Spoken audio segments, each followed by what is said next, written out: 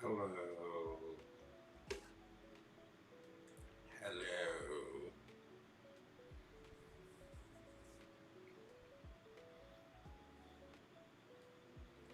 Hello, fun people. Welcome to the significantly less popular stream that I do. Woo! Writing! Writing! Not as popular as the art! But I woke up, I was exhausted. So, after the stream ended, when I just did, I was exhausted and I just collapsed and I slept for like 3 or 4 hours and I'm like, ugh, so I'm just gonna spend the entire night just like careening around, like not being able to sleep. So I was like, you know what? You know what? You know what? You know what? You know what? You know what I'm trying to do? I'm trying to do a Robert De Niro impression, or as good friends call him, Bobby Dees. You know what? Why not get back on, huh? Why not get back on? Not like I got anything to do. Not like I got anything to do. Why not get back on? I doubt many. Who knows?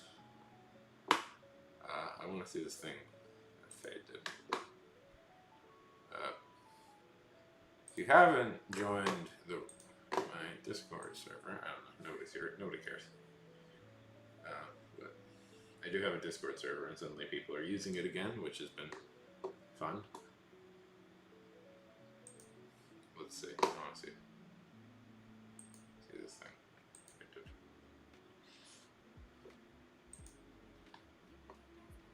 Ah, right. Got it. I have like 6 remotes in here.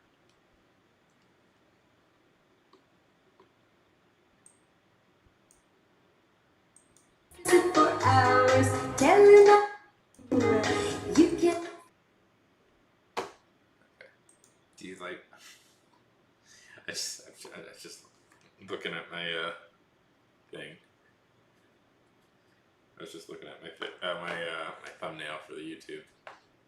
So, if you're curious what that is, we'll probably be working on. Okay, so, jeez, this is so bad. Let me see if I can find it.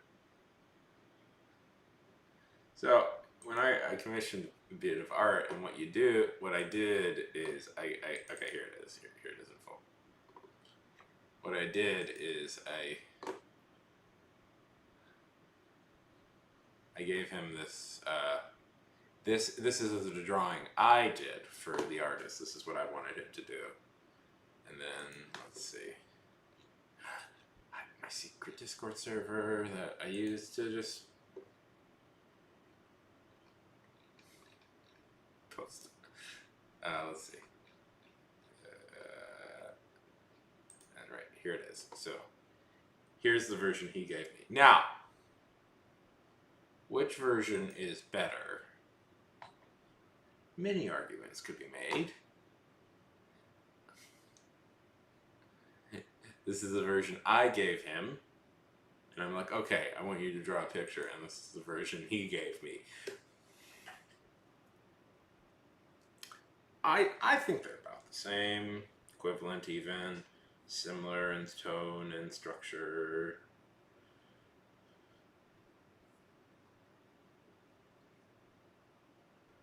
Anyways.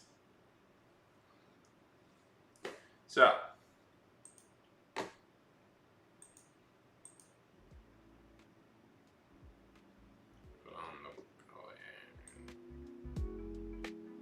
Alright, I muted it. Okay.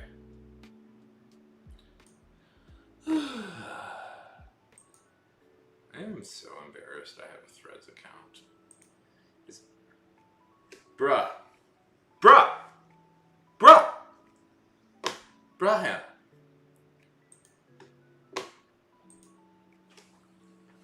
Hello.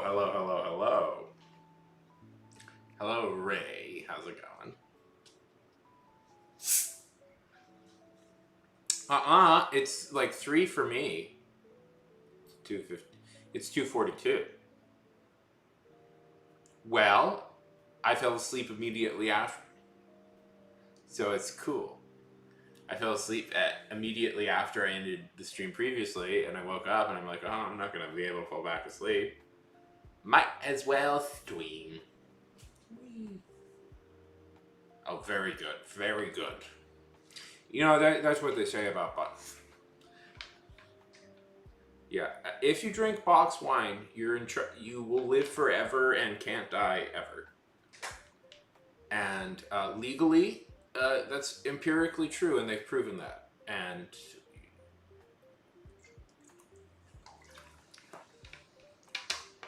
I can say it.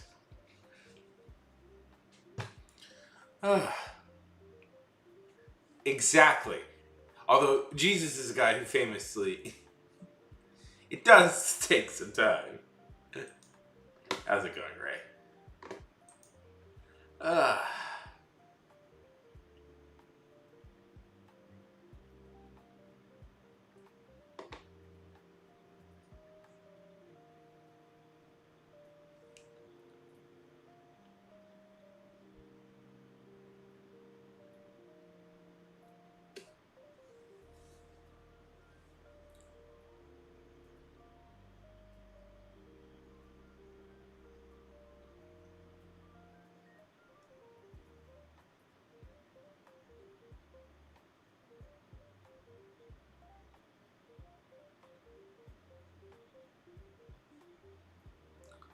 Okay.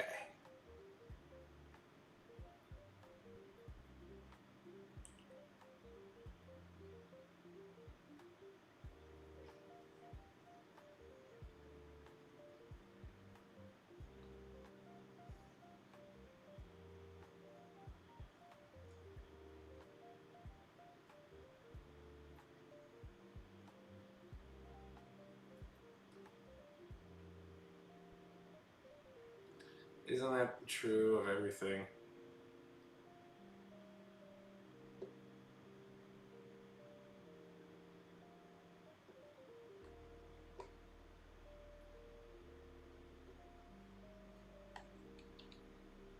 Very professional, very hip, very cool, very professional. Man.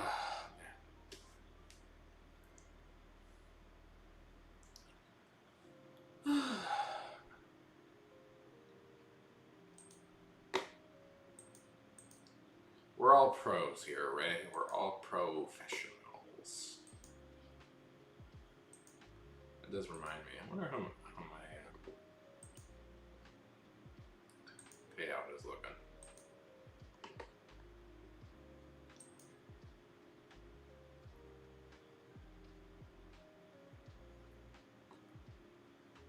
Yeah, exactly.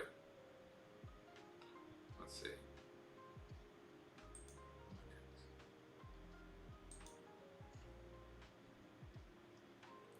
Oh, man.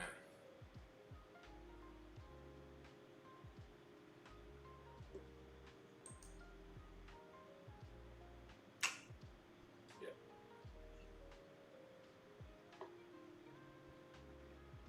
Still at 20. I'm treating this like a full-time job, yet I am being paid not that. That's always fun.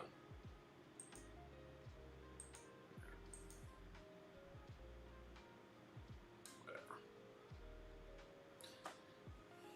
I mean, the truth of it is, partly the reason I'm streaming so much is because views always go way up during the summer.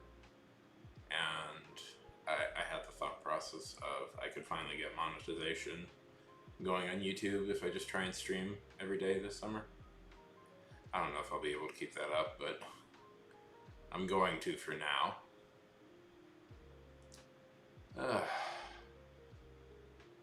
I've been really blocked in my writing as of late. It would be cool. We'll see. I don't know. Mentally, I don't know if I'll be able to do it, but we'll see.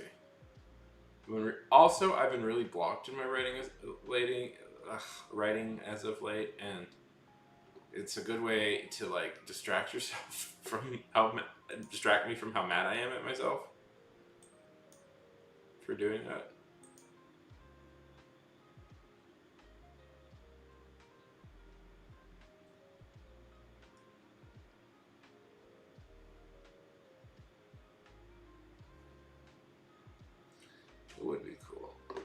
Because you make significantly more money on the YouTube side of things than you do on the Twitch side of things.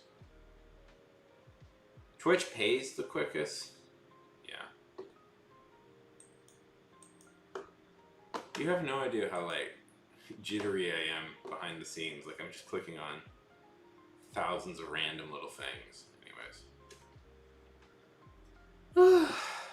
Twitch, you know, the nice thing about Twitch is it's very, you can very easily start making money from it. Like, it's probably the site with the lowest barrier entry to make money. But, it is frustrating at the same time because they pay by far the lowest. So, thank God they let you do dual streams now. So, theoretically, if I can get monetized on YouTube, that would be nice.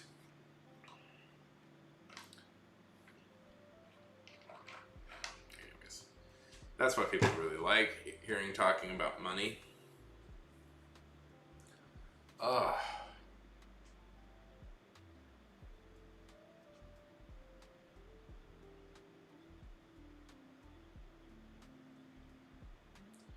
So, what are we gonna do? I want to do some writing. The money talk is a talk of money. Money talk.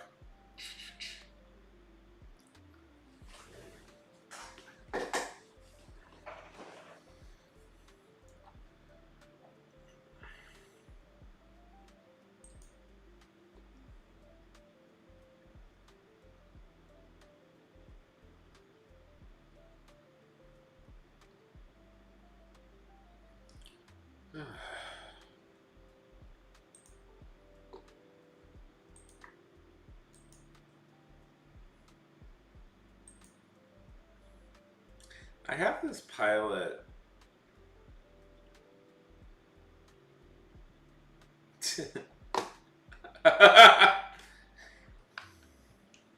Oh, you mean Unfrozen Caveman Lawyer?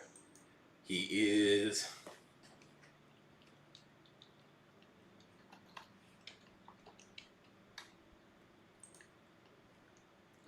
AKA the greatest. 100,000 years ago, a caveman was out hunting on the frozen wastes when he slipped and fell into a crevasse. In 1988, he was discovered by some scientists and thawed out. He then went to law school and became Unfrozen Caveman Lawyer.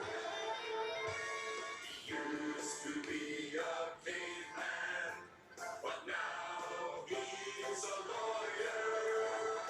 Unfrozen Caveman Lawyer.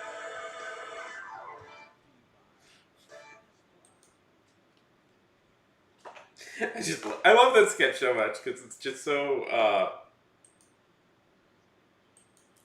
it's so perfect because it's like, your world confuses and scares me. I have to get out of whenever I'm driving in my BMW, sometimes I think the radio is full of little demons. It's so funny. It's like he's just like he's so clearly like a huckster, and it's just like, but he's like a caveman. It's such a weird idea.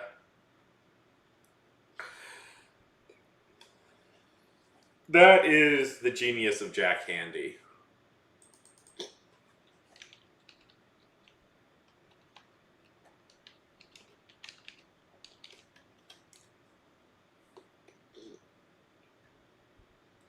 Probably don't know who Jack Handey is, right? He's not like.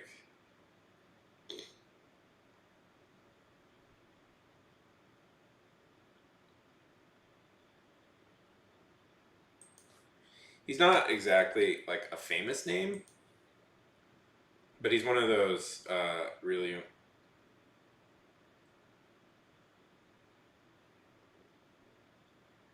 Yeah. Let's see. Oh, it's not okay. So Jack Handey used to have this recurring bit called Jack Handey's Deep Thoughts, and he reads most of them, but I can't find one. So here's somebody else reading him.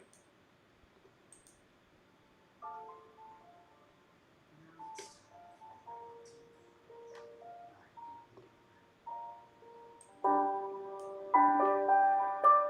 what's this?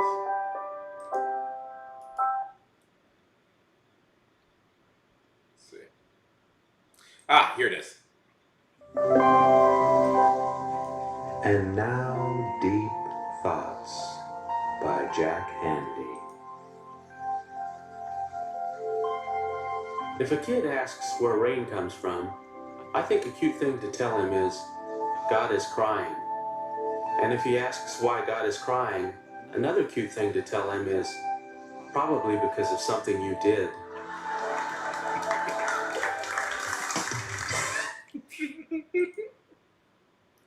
There's a great one where it's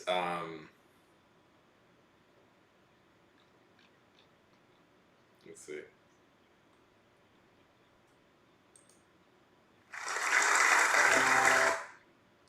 I could play all of them, but I'm not going to. Let's see.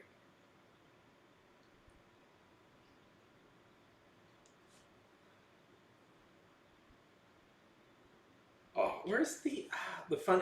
One of the funnier ones is the Disneyland one, but I can't find it. Okay.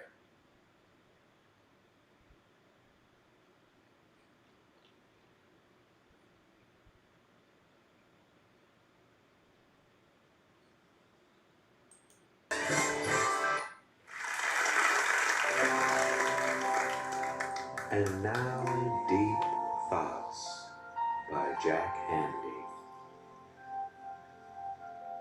One. It makes me mad when people say I turned and ran like a scared rabbit. Maybe it was like an angry rabbit who was running to go fight in another fight, away from the first fight. Anyways. Okay, one more. Let me find it. Okay. Yeah, no, but those are so, I like those so much. Anyway, so Jack Handy is one of those like secret, super influential people. Like all the Simpsons writers were obsessed with Jack Handy, because Jack Handy worked on was slightly older generation to the SNL guys who eventually went on to write for the Simpsons. And they were all everybody. Conan O'Brien always talks about how everybody was obsessed with Jack Handy and his writing. So it's like, it's one of those things where it's like, there's the secret through line of influential people.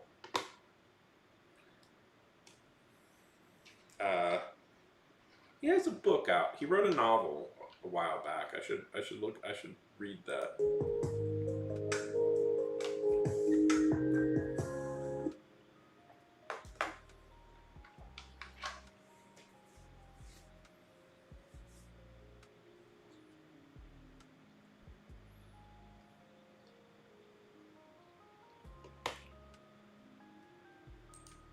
So this was, this here is, it's the start of either a pilot or a film script I was working on. I don't know.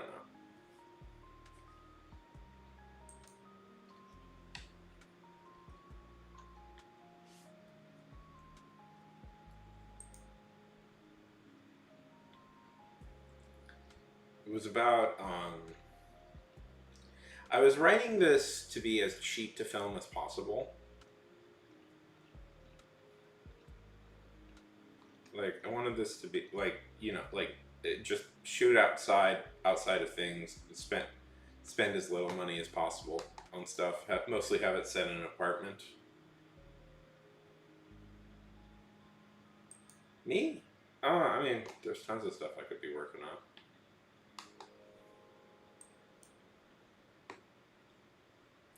I mean, I got the novella.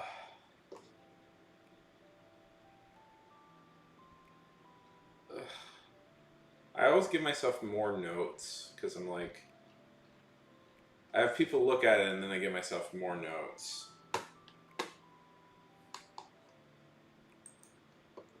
And then I got, where is it? Butcher Shop, there it is. And this is another part of the novella that I'm just working on separate from the big block. But I had, I don't know, I had this idea for a pilot, for a show or a movie, maybe an independent film that an independent film I could reasonably make by myself. You know, not too much money.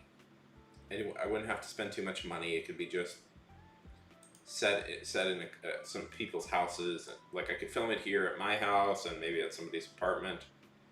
No, I like that. That's good. Look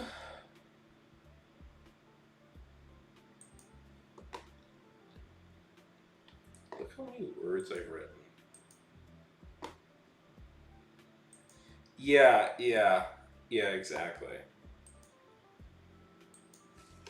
Yeah, basically, like, yeah, just trying to be as, like, economical as possible. You know, set it in limited locations, mostly houses, so you don't have to, like, rent. But you can just use your friends' you can just use people's houses and apartments to film.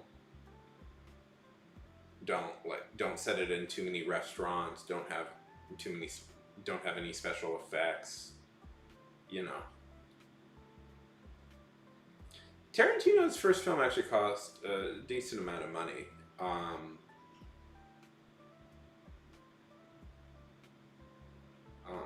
Have you ever seen Christopher Nolan's first movie? It's a good movie, but have you ever seen it? The Following? I forget if it's just... No, I think it's just called Following. He spent like $5,000 on it. And it's a thriller, but it's basically just taking place in several different apartments.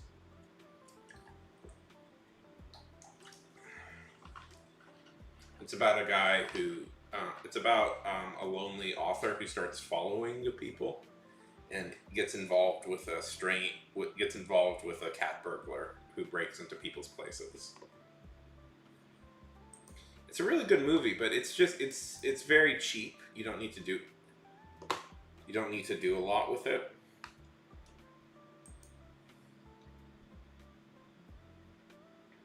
Like he could easily just film it at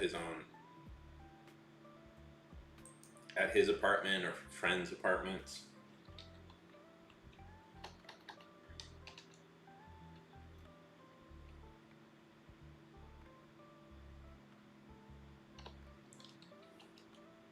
Do you know It's Always Sunny? Well, you're always going to need to spend some money. I would say if you want to, like, to me, a good budget for, like, a microfilm. A good budget for, like, a microfilm that is like about $7,000 US. Usually. That's usually like the accepted price for a good, very micro budget movie is about $7,000. I mean, nowadays, like, I do think one thing I've been thinking about a lot is, like, technology is so much more advanced. Like, most people now will reasonably own a good film camera, like a good DSLR, because it's like people's phones can shoot, like, people, like, you know, my phone can shoot like 4K raw footage, you know. You can, like, and most people will have like that camera available to them, and I'm like, you know, theoretically you can shoot a not bad looking little movie just using your phone and stuff. Sean Baker, the guy who won the Oscar this year, he got, I know he did a film before that, but I first heard of him when he shot a movie entirely on an iPhone.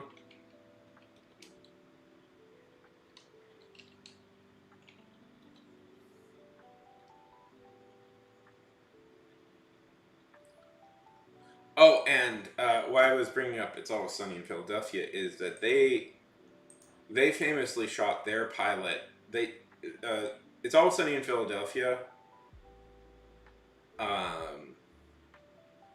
was just a pilot that these guys made together, and they shot it for like $300. They shot 2 episodes on their own for like $300, and then they used that to pitch their show. And I was like, I could do something like that, maybe.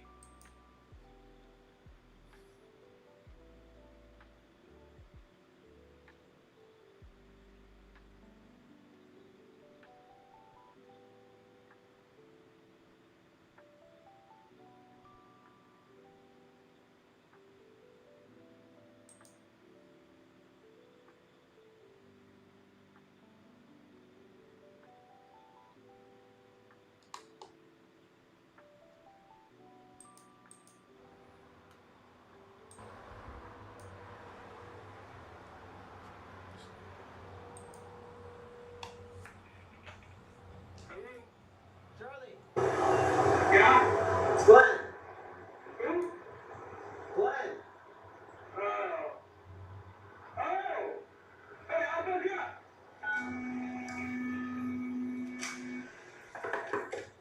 Hey, Charlie.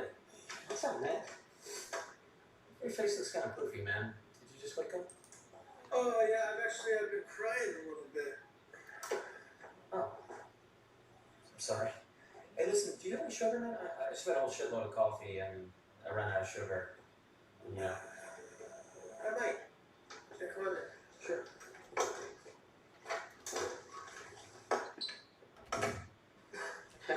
Jesus, dude, I thought my place looked like shit. Oh, yeah. Sorry, did you have a party or something? I mean, you seem like you're a little hungover or some shit. No, it's I found out that I might have cancer.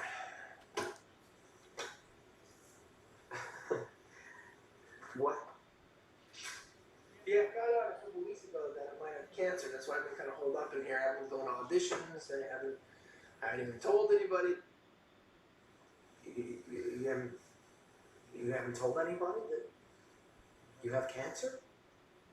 That I might have cancer going. I don't know yet that I have cancer. I'm waiting to find that out. But no, yeah, I haven't. Jesus, dude, I don't know what to say. This pamphlet goes over cancer and Yeah. But yeah, so that's what I'm saying. It's like you don't need a big budget, and especially nowadays, like the technology is so advanced, man, that you could just shoot with your phone and you can get a decent filming going. Really, it's kind of ridiculous. So, did I ever tell you about this kind of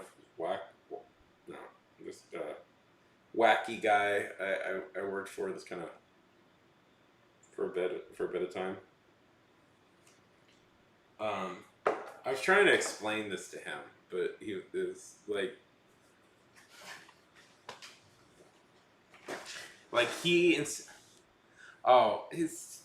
he's kind of a Tommy Wiseau figure in a lot of ways.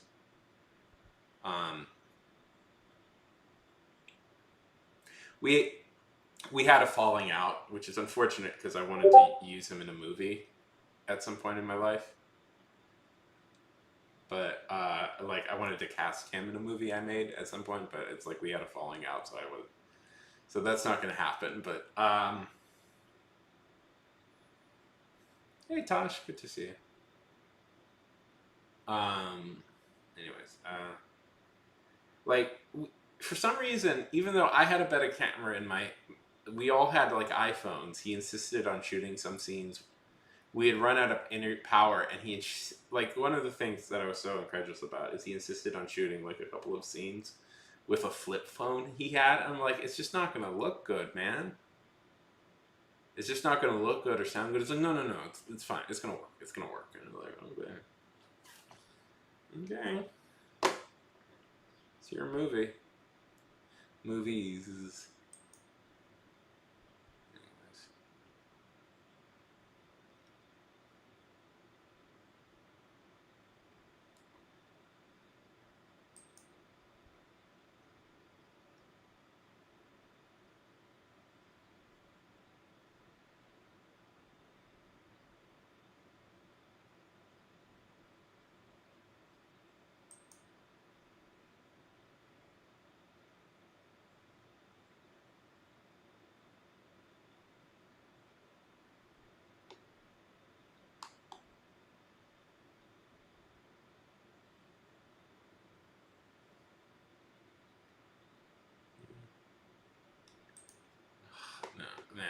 So that working with that dude is. There's been several movies filmed partially with an iPhone. Sean Baker, who won Best Director this year at the Oscars, one of his movies was filmed with an iPhone. Filmed entirely with an iPhone. But it's like nowadays, like, well, yeah, that's what I'm saying. Like nowadays, like iPhone stuff, like you can get iPhone footage to look really good. Like it's kind of ridiculous. Like my iPhone, which is super old, is like can shoot 4K RAW, which is with just some like minor adjustments, I'm able to shoot in 4K RAW, which is pretty high quality. That's probably as good as you need for most filming. Yeah. Oh man. I don't know. I've told these stories before, but whatever. It's he's an eccentric. I would argue, an eccentric, and he does. He doesn't. One of the funnier things is he doesn't like close-ups because he says it makes him look fat. So we always had to film I always had to film him from 30 feet away or something. It was so funny, and it's like, why are we filming this like this? We should just do we should just do some close-ups, because it'll look just like security footage. We need some close-ups and some mid-shots. And it's like, no, you don't understand. You don't understand. This is the way to do it. Are you guys seeing an ad? Yeah. Yeah, but part of the problem is well, one of the things is he didn't want to bring in a sound guy. He didn't want to bring in a sound guy ever. So, we just were using on-camera mic, which is a terrible idea. You're not supposed to do that because the camera mic is usually pretty bad. Yeah. So we shot in this huge we were shooting in this huge garage thing that he was friends with some guys, and they let him shoot in this car garage he had, and we shot in it. It was so far away, so it was echoey. What that means is it's super echoey, and it's super loud. It's super echoey, and it's super far away. So that's a great recipe for sound. Yeah. And it's we need better sound. And it's no, we don't need it. I was like, are we just going to dub this later? We could just dub it later. He's like, no, we're not going to do that. And the writing was so bad. Oh, it's so bad. Oh my god. So, okay. I'm going to try and explain this in a way. Okay. The problem with the writing. Okay, so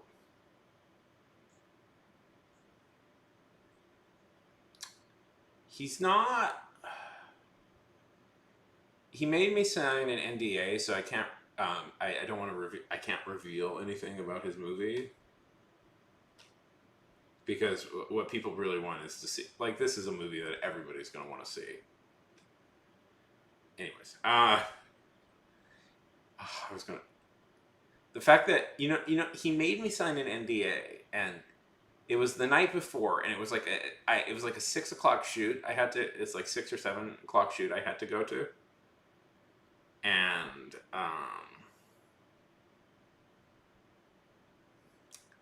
he calls me, and it's I'm about to go to bed, and he calls me at 9 o'clock at night. He says well, Sean, you're gonna have to sign an NDA, and I'm like, you're gonna have to meet me at Starbucks, and it's what's going on? It's yeah, it's about half an hour away. We have to meet. You have to meet me then now. I was but it's I'm about to go to bed, man. I gotta wake up early for the shoot. It's no. You have to come meet me now. So it's okay. So it's half hour, 45 minutes away. I'm exhausted. I have no idea why I'm meeting this guy. And it's he wants me. Yeah. You know what he wants me to do, Ray? Ray, Tosh, he wants me to sign an NDA.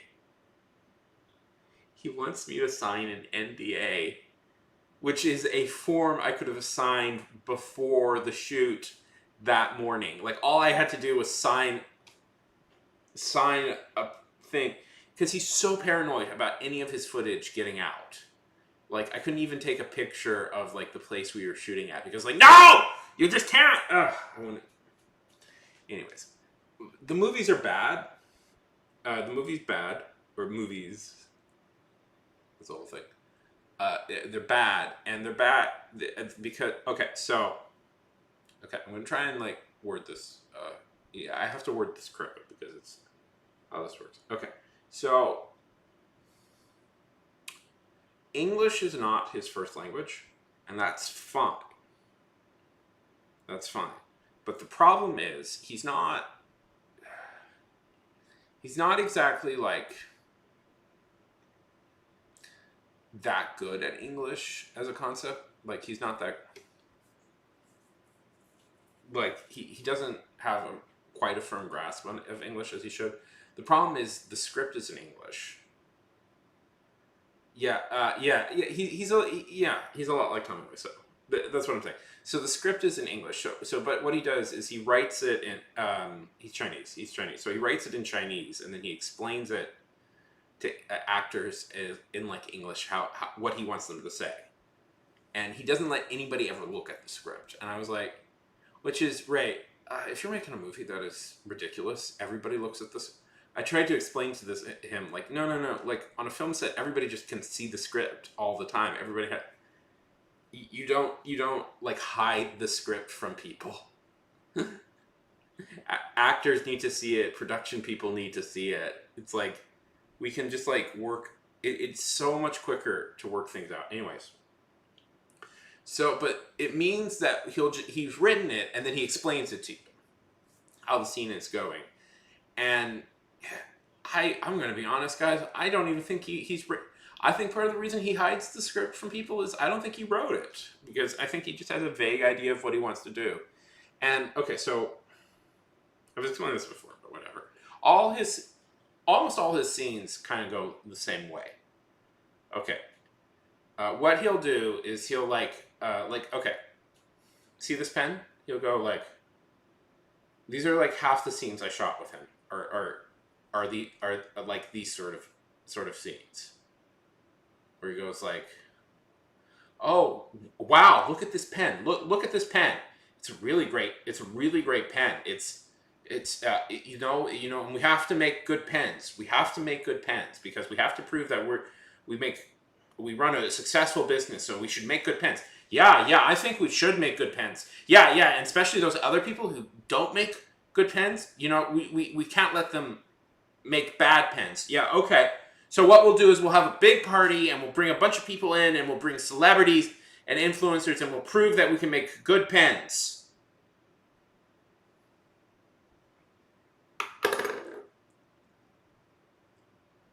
That's his scene. That's half the scenes we shot were that exact cadence.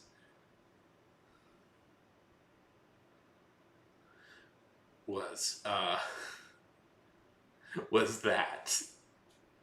And it's just over and over again. It's so bad. Anyways, I actually kind of injured my shoulder working for him, which was part of the debate I had with him. Is like, because one of the things I got really mad at him, what initiated this fight, we got into a fight is what he does is, like, I can't, like, film, like, he wants handheld, which is not normally a problem, but he doesn't actually want handheld. He wants tripod. So what he does is he makes people stand really still for hours holding a camera. Is what he did to me. And I actually injured my shoulder, and it was kind of bad, and it was bad for a bit of time. And the fight, I was willing to work with him again, but what I wanted him to do was guarantee me he would bring a tripod with him. There was other things I wanted. I wanted him to hire a second person on the crew, because I want him to do actual sound, because Yeah, unfortunately, I kind of burned the bridge with this guy, but it's like, yeah, he's. I wanted him to do actual sound because he had told me he wants me to be his editor, and I was like, and part of the reason I wanted him to do actual sound is because I know all the sound's going to sound like shit, and to fix it would take, years of my life to fix the sound.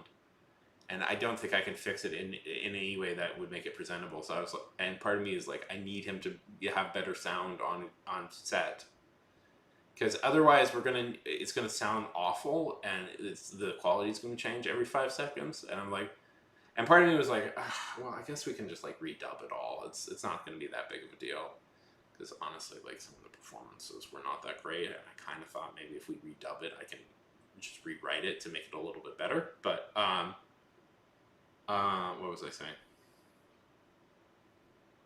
Anyways, yeah, he's like, because every time I bring up these issues with him, it's always the same answer. It's always the same answer from me. It's like, you don't understand the Chinese audience. The Chinese audience is fine with this. You don't understand the Chinese audience. And I'm like, man, China has one of the biggest film industries in the world, with very slick, very high budgeted films that are professionally made. Man, I don't know what to tell you. I kind of think you don't understand.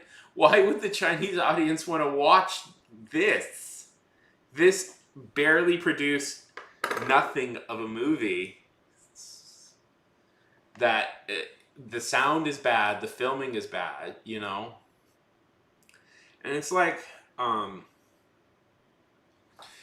there's some regional places, like I've seen that, the quality is maybe not as high, but the reason people like those regional places is because they're in their like own language. So it's like, and it's like they want to watch that's part of the reason they're watching it. And it's like, it's just so ridiculous. I was like, no, they're not. I know. They're not going to be cool with this, man. They're just not. China is used to like good quality films. They're just not going to be into this idea. And he's like, well, you don't understand. I was like, and it wasn't one movie. It was 3 movies we were making at the same time. And he was the star in all of them, and he was like an action dude. And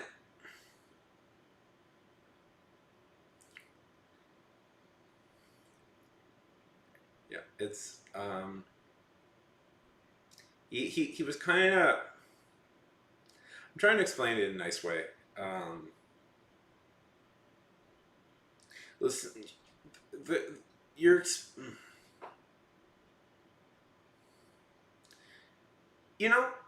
he's kind of a middle-aged guy, and he looks perfectly fine for like a normal everyday office worker. Certainly in better shape than me, but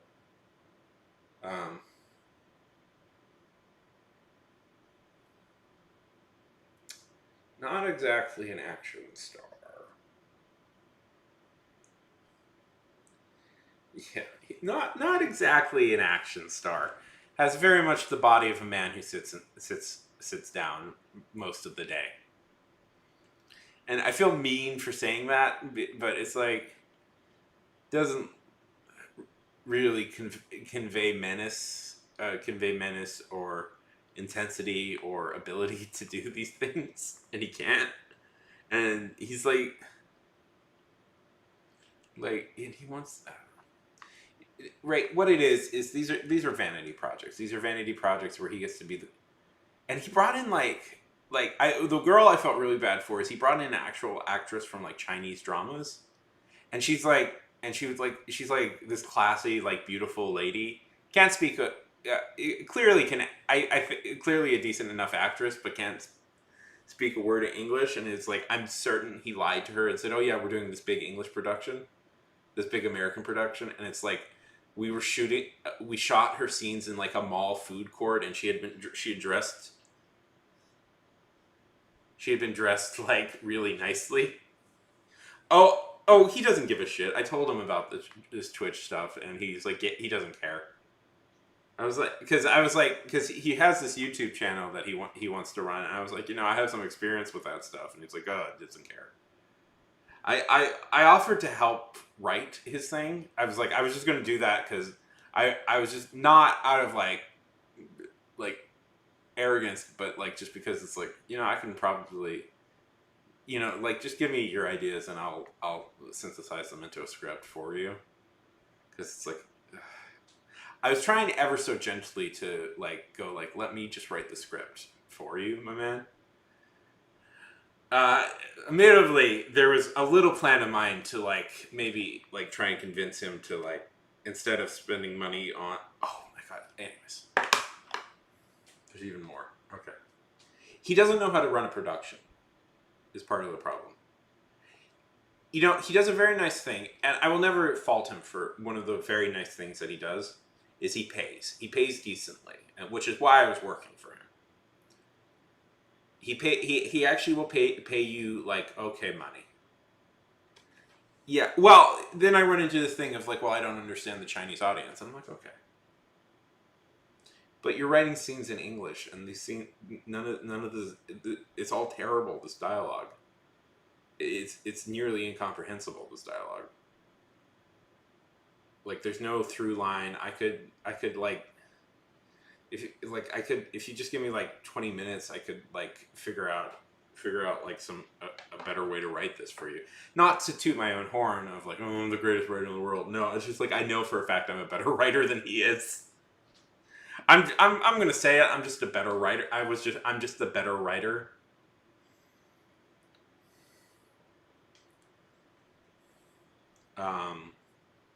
Anyways. Yeah, just like, yeah, I was like, I can write it for you. Just like, let me sit down. Anyways, and he's so arrogant, and he screamed at me for taking a picture of a car. Because the one cool thing about the job, besides the money he gave me, was that we were shooting in this car garage thing that it's just clearly guys he knows. And it's like, well, it was all these like weird, it was like all these like cool, like vintage and foreign cars. And one guy who was there knew what the cars were. And he said, oh yeah, these are like straight from Japan. Like these are kit cars that they only, yeah. They only sell in Japan. I was like, that's cool. So I took a picture of it, and he screamed at me in front of everybody how I needed to delete that picture. And I was like, "Is what people could find?" It's like, yeah, okay, man.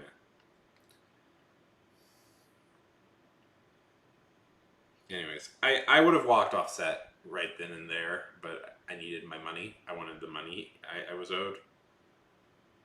Anyways. Yeah. I've gotten so much material from working for that guy for a little bit of time that it's quite funny. But yeah. He's I don't know. It's pure, what you find, a little bit about filmmaking in out of market places. Like out of market, out of, like big film making hubs, is what you find. You end up finding a lot of the guys like this who are just like egotists who want to like make their own, think they can make their own movie. Who want to make their own movie where they're like the badass, like action hero star. Oh yeah, and part of the funny story is we weren't making one movie. We were making like 3 different movies, apparently, and a TV show at the same time. And I was like, okay.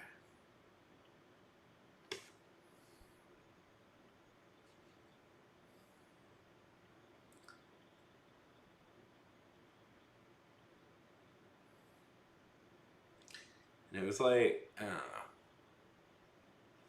It was, I don't know. Anyways, I got into a big argument with him, and I don't think I'll ever hear from him again. But,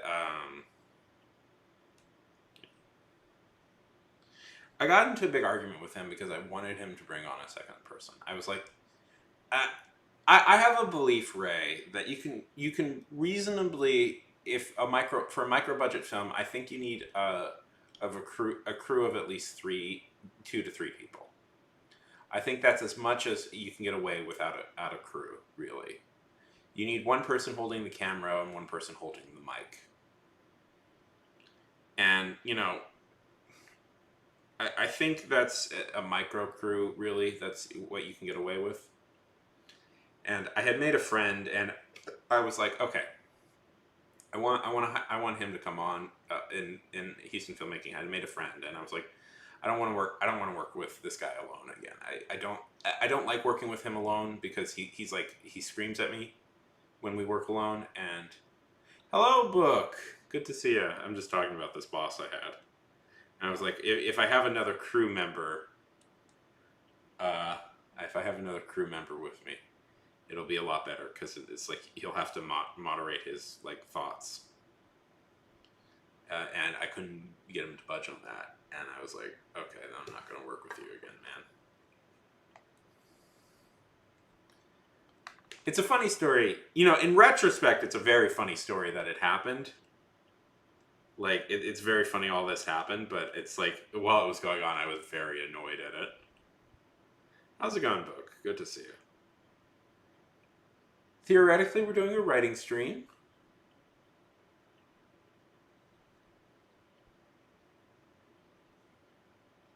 I haven't written a word yet. I ended up talking about a weird guy I worked for. How is it for you? Which I assume is very late in the night, or maybe in the middle of the afternoon.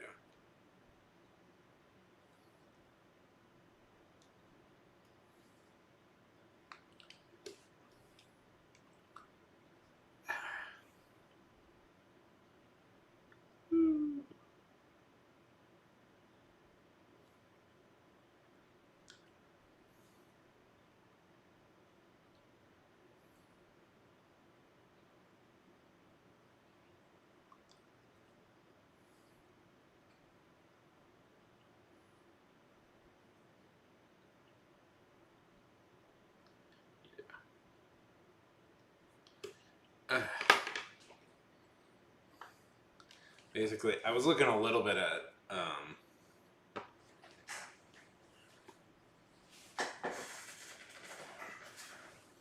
this.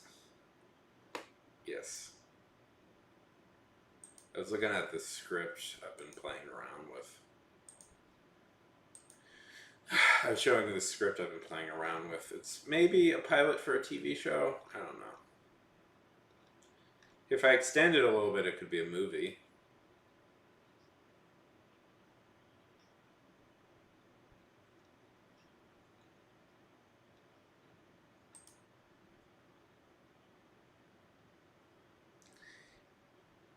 Hey, that's my story too. I was also having trouble sleeping.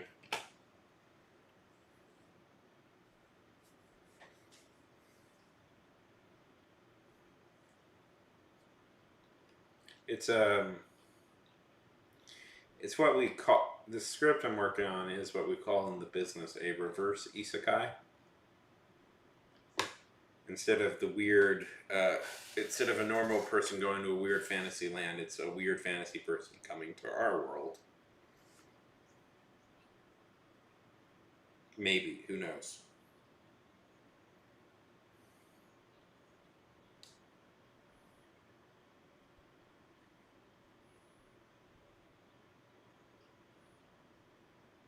Sleep is overrated. Who needs sleep?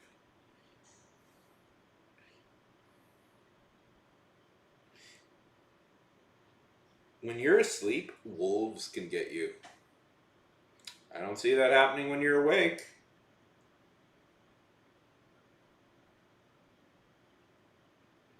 Okay.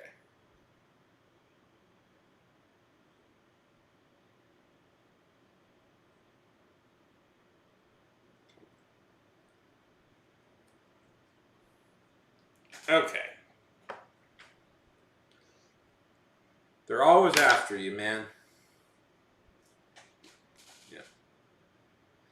Yeah, it's about an elf, a fantasy elf who gets trapped in our world. and now must learn how to be just now must start trying to fit into the regular world, and gets involved in wacky shenanigans, hopefully, that a studio will pick up. And I don't know. I just wrote, like, this could be a pilot. I could also extend it and just make it a movie.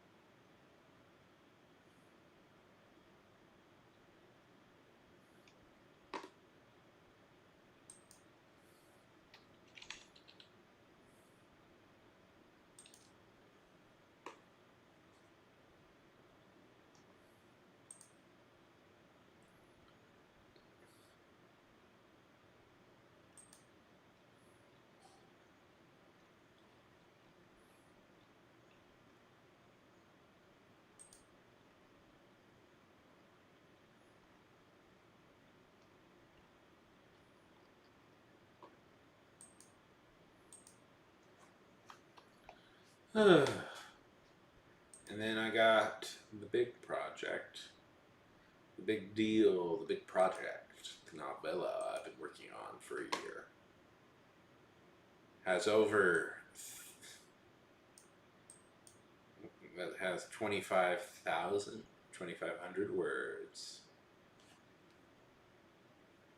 2,500, 2,000, 25, I am right, 25,000 words, 25,013 words. Oh yeah. About pro wrestling in a fantasy world. And honestly, it needs a few more drafts before I think it's ready.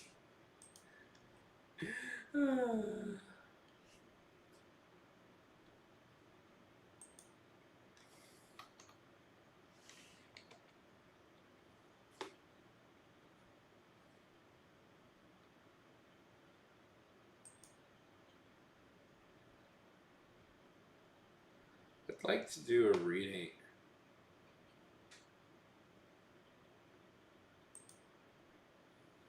I'd like to do a reading of this script at some point.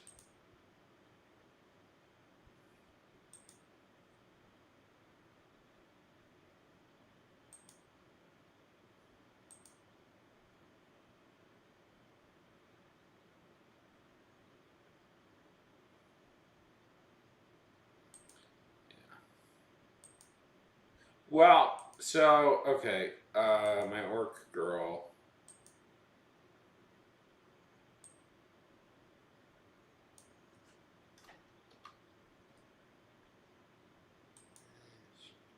Shut up, Grammarly.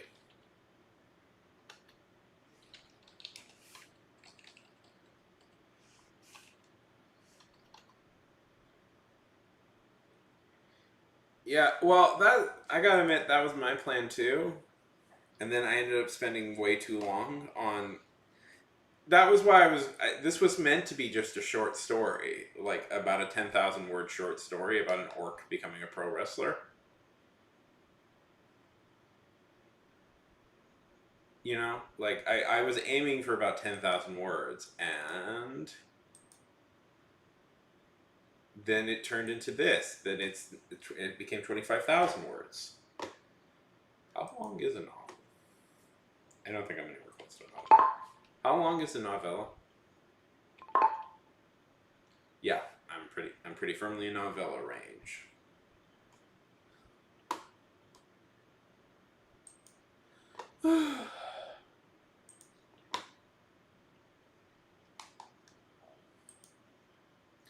You know, most of my favorite writers are short story writers.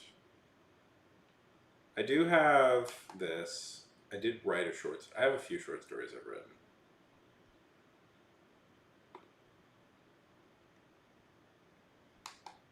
I have this short story. It's sort of a short story, sort of a personal essay I don't know. I'm approaching it like a short story, but it's based on a thing I actually did, which is I don't know.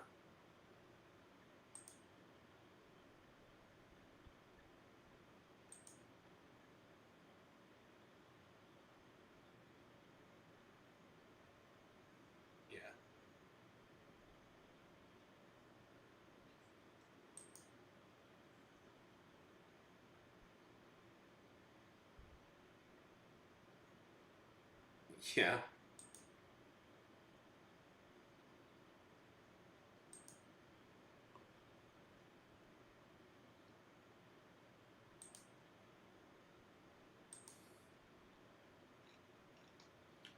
Yeah.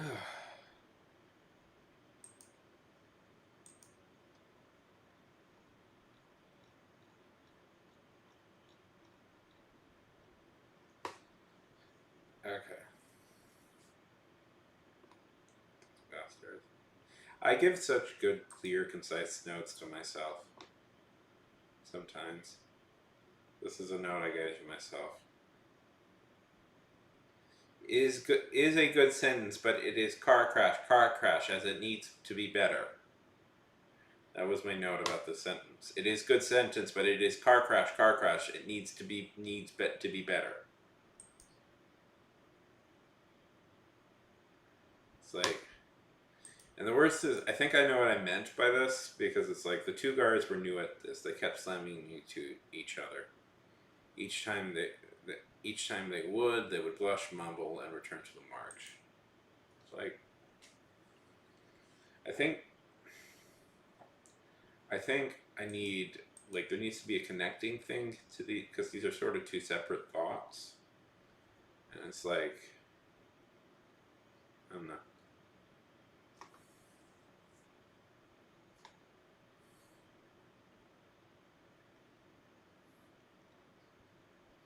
The two guards were new at this. They kept slamming it. The two guards were new at this. They kept slamming into each other. Each time they would blush, mumble, and return to the march.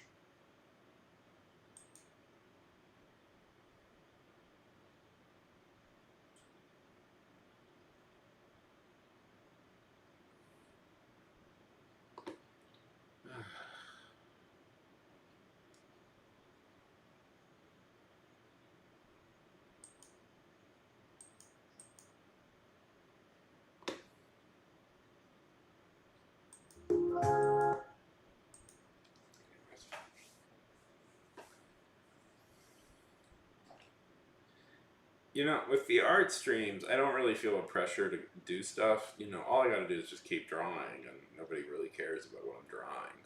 But with the writing streams, I always feel a lot more pressure to finish.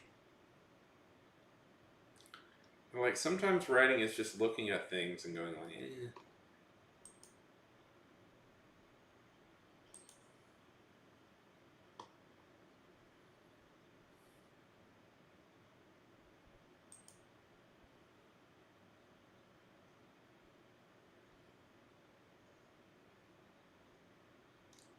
Yeah.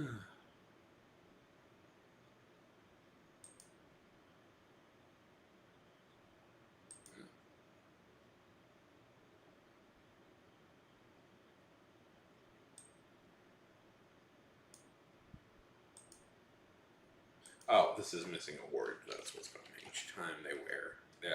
That's.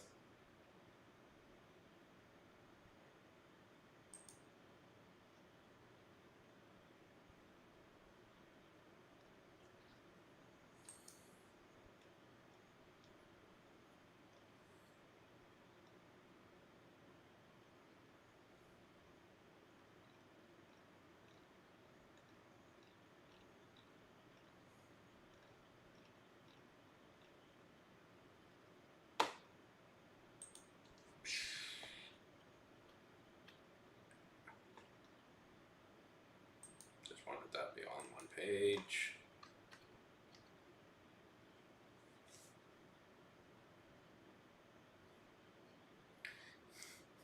Thanks. I know what I mean. But what I meant by that is like it's a couple of ideas kind of squished together, and it needs a little bit more connecting. But I was so tired. I was like just reading it over, and I'm like, this is car crash. It's car crash. Anyways.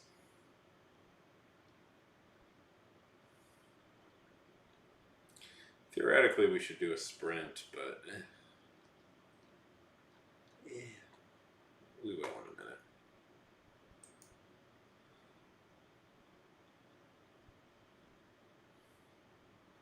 Oh, that's good. I'm glad we have to worry about that.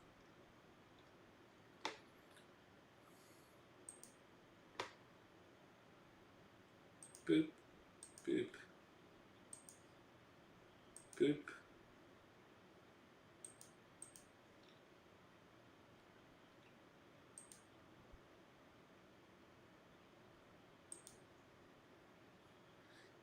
Does anybody here spend hours of their life on this website like I do?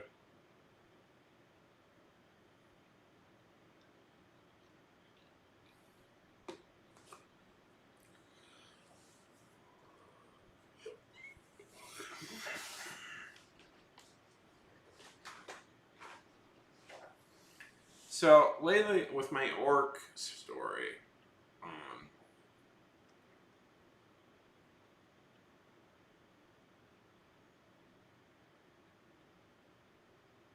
yeah, I will.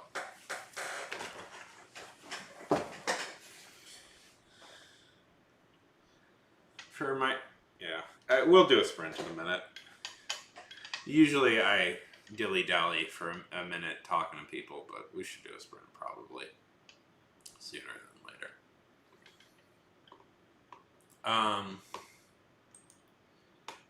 So my orc story, beyond me wanting to do some rewrites of earlier chapters, which isn't new. I always want to do rewrites of earlier chapters. I always think they need to be rewritten to be better, you know? At some point, I will not be able to emotionally do anymore with this story, and that's the moment I will declare it finished. At some point, it just has to end. Like the rewrites, they just have to end, but I'm not there yet. Anyways, so lately, okay. So what's happening right now in the story is my orc Luna, the orc girl. She's left her clan and for the last time. She's out on her own. She's made the decision that she has to leave and she has to have life outside of the clan. And she's wound up in a human village, like a human town, but she doesn't really have any plans for what she's supposed to do now. And she's just kind of a group of wrestlers are in the town, but she hasn't really decided that she's going to do that yet. And she's just right now sort of wandering around, trying to figure out what her life theoretically could be now. And I had an idea a few days ago of what if she meets an orc who has grown up in the human world, as opposed to her who has grown up in a traditional orc village. And that's kind of where I am right now. Of I'm trying to figure out how that works. And it's the idea is basically okay, you know, she meets a version of herself that could have existed. And she kind of befriends some people there. And I don't know, I've been researching Midwestern emo and stuff like that, the Midwestern alt rock culture, because I was like, okay, that's a good reference point. Anyways, so that's kind of where I am that's kind of where my idea is, that's where my head is right now with the story. And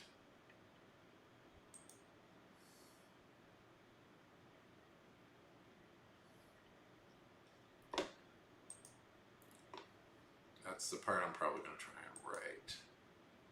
today, but. And partly why I want to do that is because I don't think I've ever seen a fantasy story. Like, fantasy, there's types of fantasy that exist, and one of them is like, just like people starting their own business, which I find both charming, very charming, and endlessly amusing that that's a thing that's popular. Is like people like stories about like fantasy people starting their own businesses and stuff is very popular. But I've never, I don't know, it seems we're not doing malaise. We're not doing like the malaise of just like living in a small town with nothing really to do. So that's kind of what I wanted to explore just a little bit.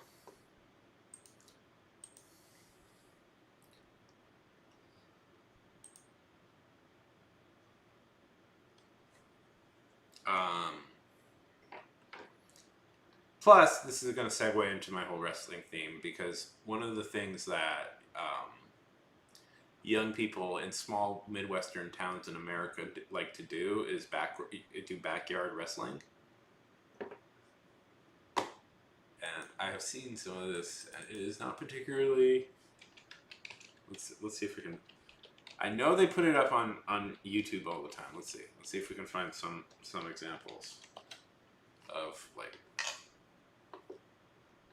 Okay, no. That's like, I wouldn't call it professional, but like this is an example of it, but I wouldn't call that like professional. Let's see. Oh no, that's Adult Swim. Let's see if we can find like an authentic, like what I'm talking about, which is like, jeez. I see why people have like some issues with this stuff. This is like, is this it? Is this bad? Oh, beautiful. Yes, this is what I was. This is what I was looking for. This is Dan Storty. I'm only kidding with you. But this match is joining the progress because Ryan, you went over too long with Silas. You didn't be happy about that. Yeah, this is what I was looking for. High quality wrestling.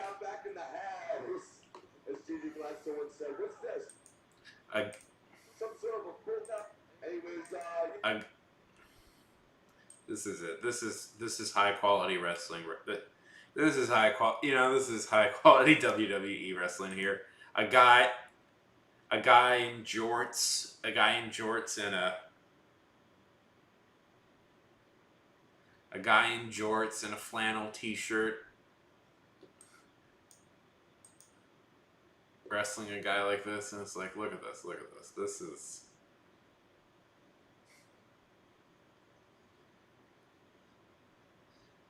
like a few people sitting around in like lawn chairs.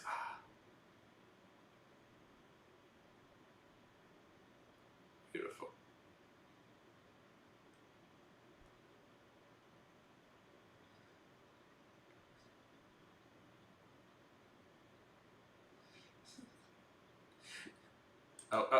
No, okay. No.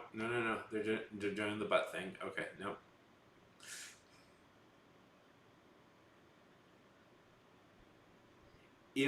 When wrestling is like good, it can be really quite amazing to watch, but there's a lot of crap. No, I mean, that's a thing.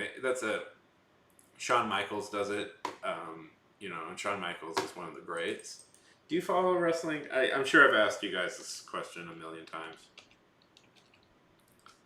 Let's see. Oh my god! Of course, yeah, ICP fucking loves wrestling. They have their own wrestling show that they do all the time, the ICP wrestling show. You don't know that? That's a big part of the gathering of the Juggalos, is the ICP wrestling.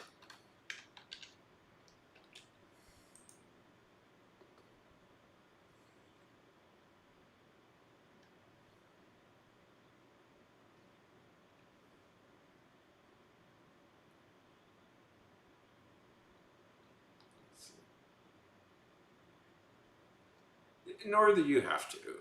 I want to. Let's see. I want to show you guys a good, a better example of wrestling. I'm just trying to think of one. I mean, yeah, it's hard to go wrong with like something. No.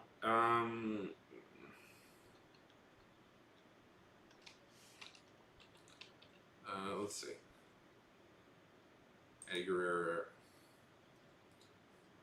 It's like 11 minutes long. Let's see.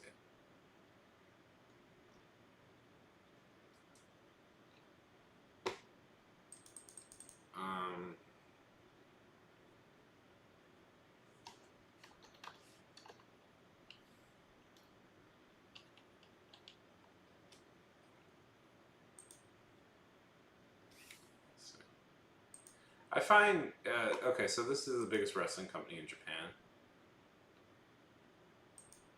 Let's see.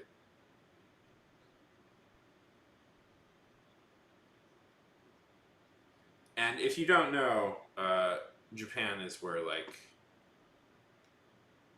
we get in so much trouble for this. Japan is where, like, the real is, not real, but it's like some of the more famous. Japan is very into professional wrestling as a thing.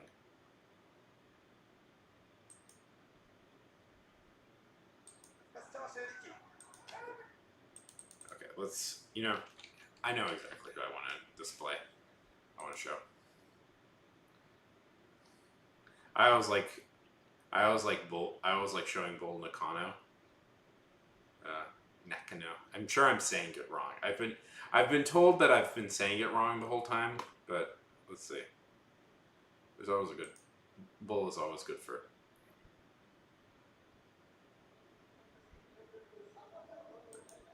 Ooh, that's a long one.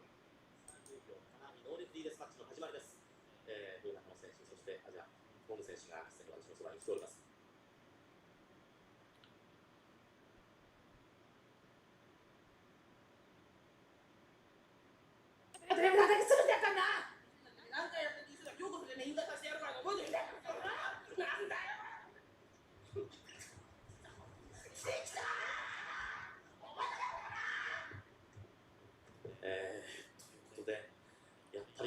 So, they're not fans of each other, is the point. Let's see. I know exactly which one this is. Yeah, here it is. ぶつかり合いという感じになっております。体のキックを入れてるわけですが、ブルナカの体は大きいんですが、小さな技を使いました。迫力満点であります。破壊力があります。さあ、ブルが今、ヤンボークに上がりました。そしてこれから3段ロープ、トップロープに上がった。下にいるのがアニャコング。さあ、ブル、必殺のミサイルキックが出ました。今度はこちらがまたロープに上がります。なるほど。空中戦を使おうというところですが、ジャンコングが来た。足を取った。足を取った。Anyways. Anyways, not to go on for too long. So, no, but it's like you could do. I was just thinking, like I could have a lot of fun with like them doing like crappy backyard wrestling before she gets involved in more mainstream version in this universe. Ray? Are you a juggalo? Are you a juggalo? Do you juggle? Do you represent the ICP? Do you whoop whoop with the best of them?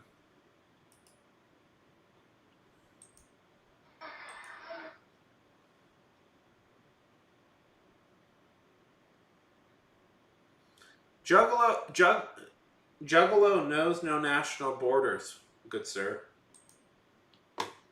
The Juggalo is a citizen of the world, my friend. Knows no borders. Okay, let me just show you this. This is one of the most famous spots she did.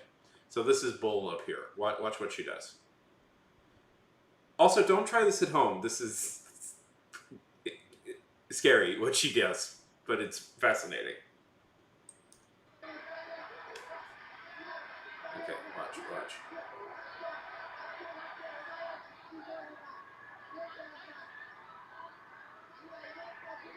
Ooh.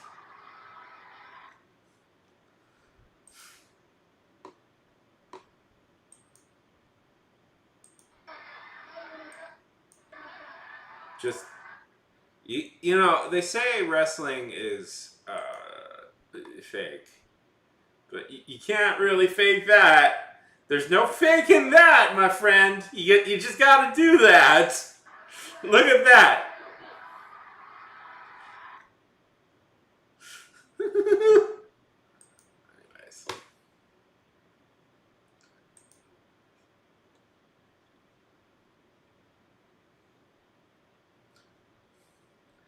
Oh, this is such a funny sketch. What your conservative dad thinks the new Indiana Jones movie will be like. It's should those guys are fun.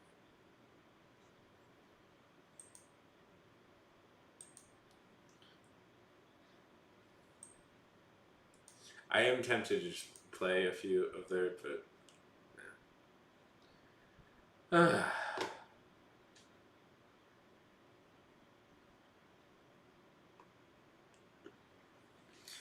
okay.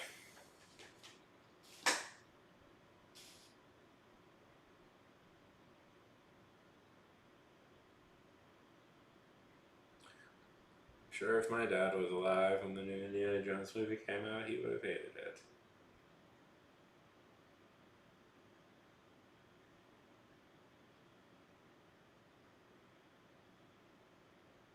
That's funny. Ugh.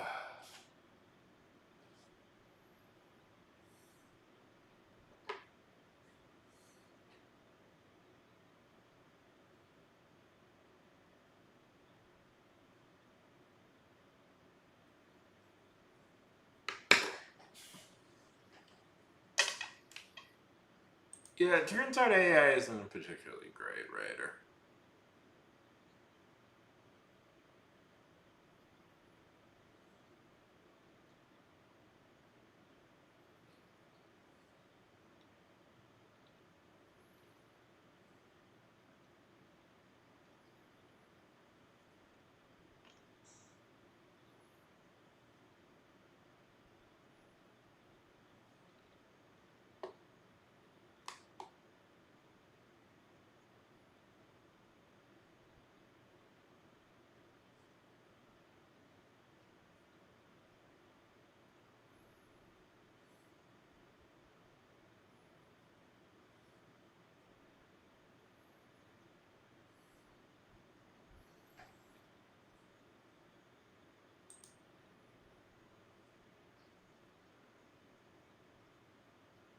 What? WSP? What's a WSP? Maybe?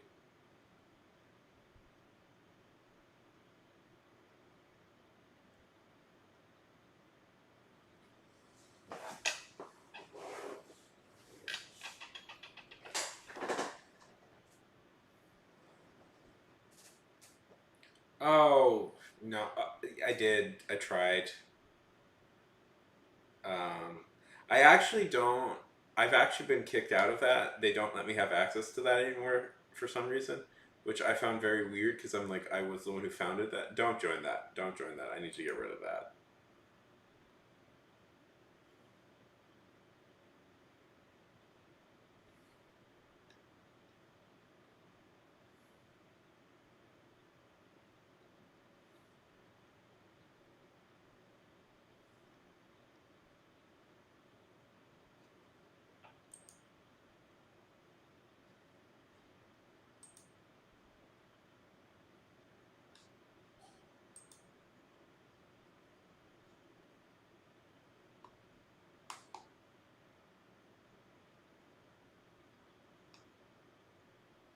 No, I just didn't log into it for a while, and WhatsApp it said you can't use this anymore. I'm like, okay. It was just me and like 2 other people, but yeah, I got thrown out of it for some reason.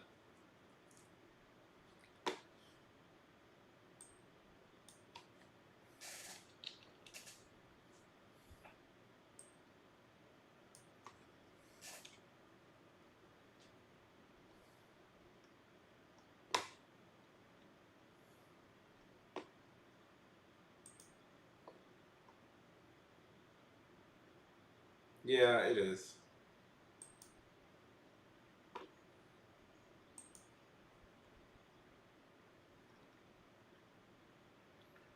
This was an idea I had.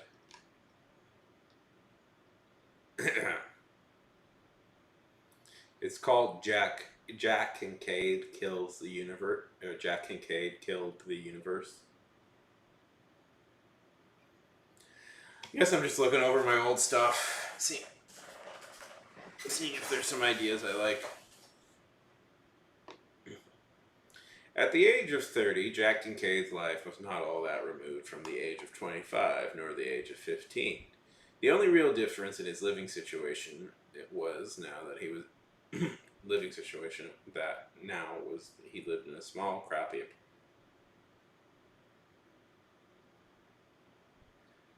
Yeah. Well, what happens is the basic storyline is he plugs his phone in, and just by coincidence, that was the last bit of like charge, like neutron like charge that the universe needed to destroy the universe, and it's because of his action that the entire universe gets obliterated in a big bang. But because he's the guy who destroyed the universe, that means he gets to live, and is brought over to the next universe. He gets to be the first being in the next universe, and that's kind of as far as I got with the idea.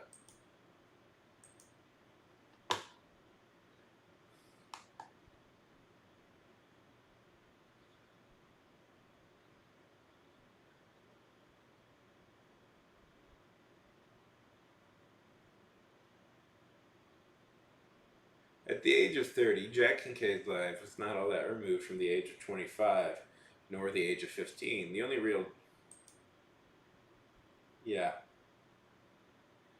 real difference in his living situation was now that he lived in a small, crappy apartment instead of living at home.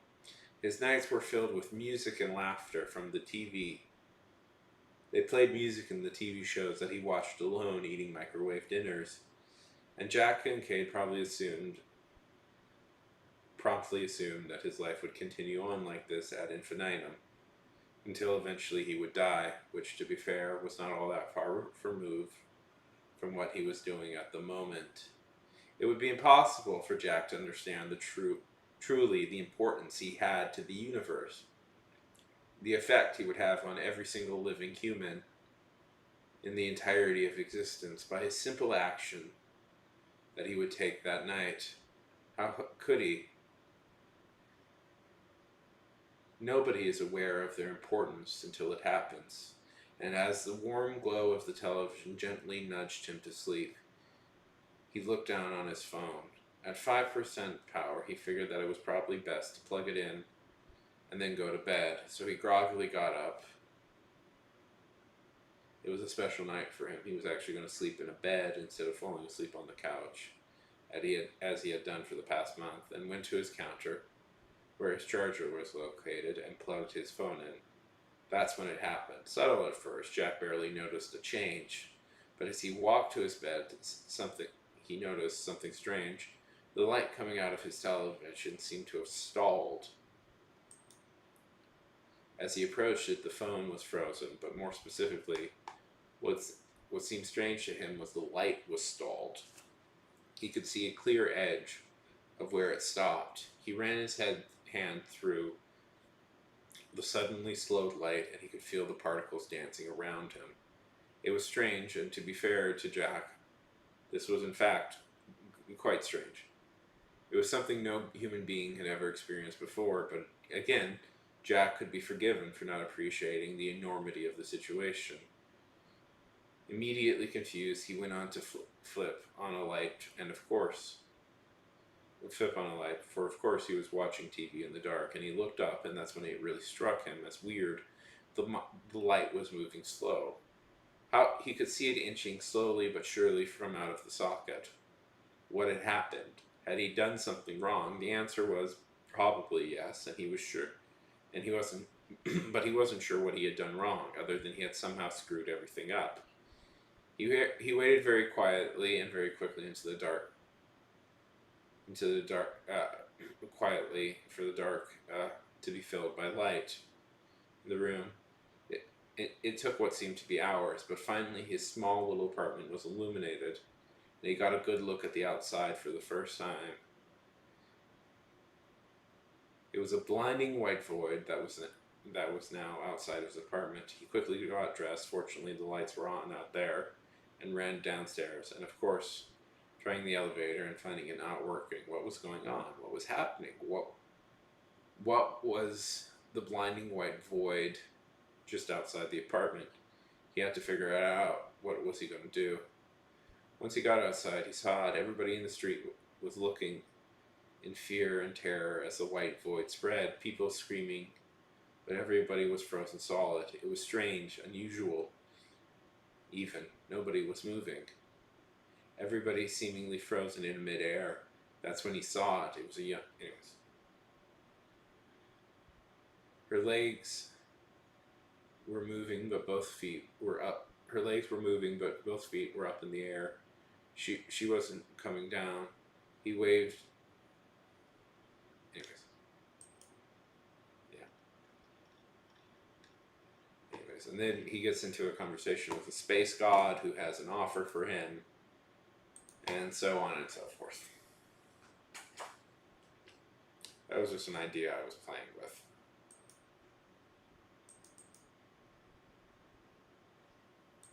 Why is this not? What's going on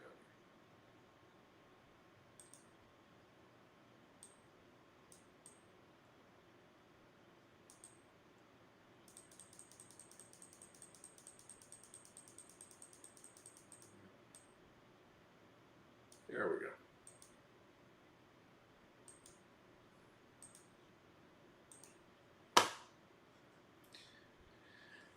I noticed when I'm struggling for protagonists to write, I often write them as losers, like losers with no life.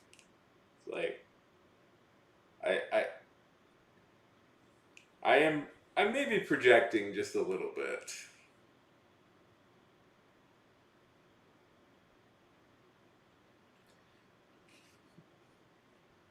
Probably should.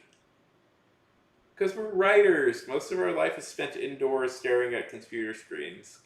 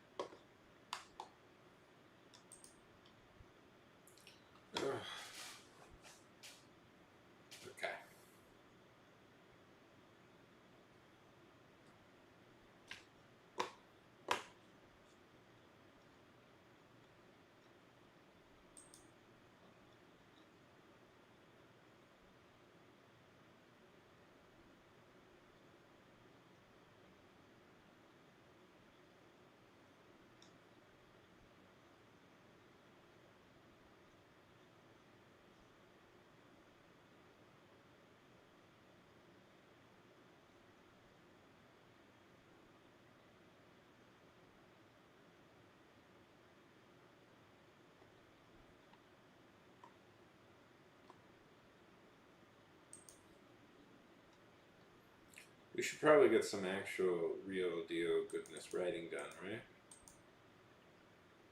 Yeah, why do we have to?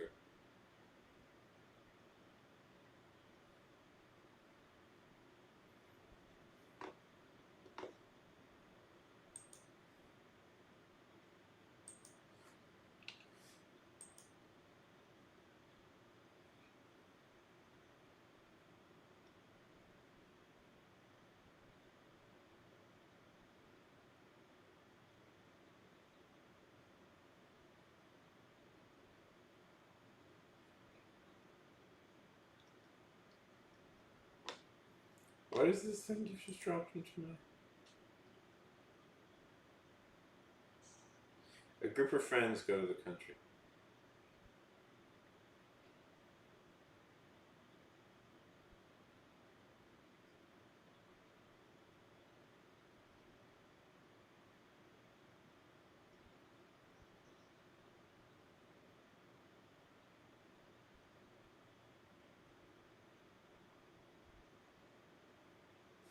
Shit, man.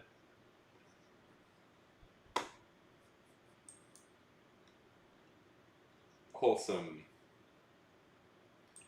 Wholesome, kind.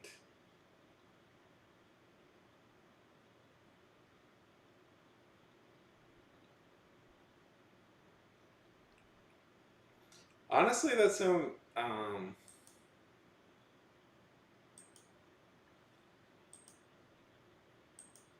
that doesn't sound too bad.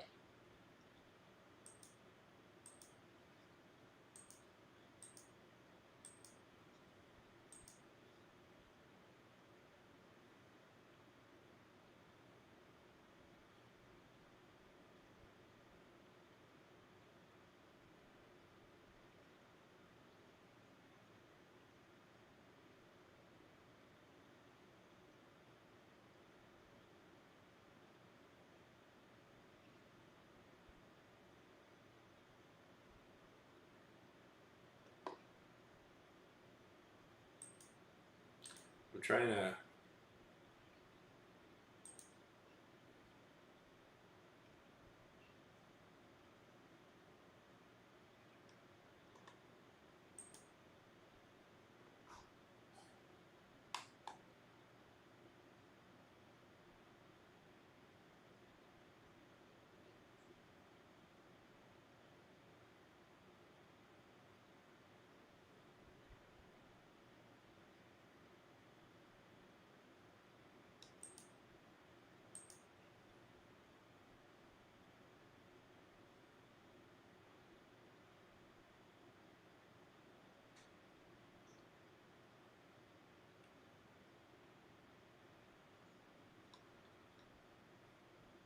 Yeah, the people who like I would say the people who like the nature, people who like the communing with nature usually are pretty solo people. Are pretty solo people, and like it's a little hard to like truly commune with nature when you got like five other people with you.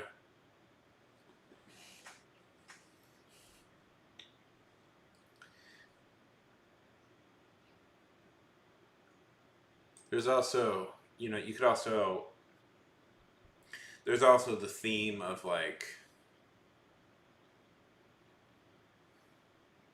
uh,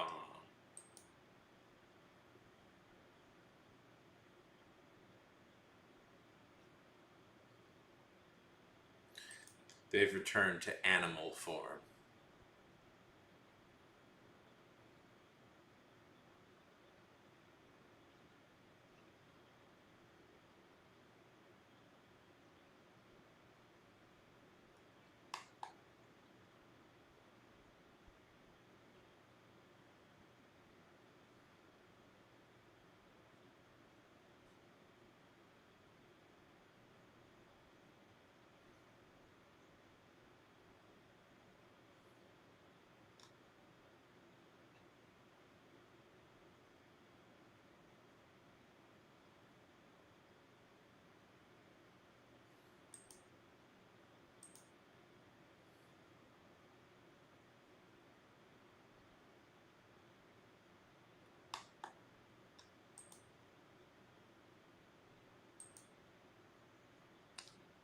Okay.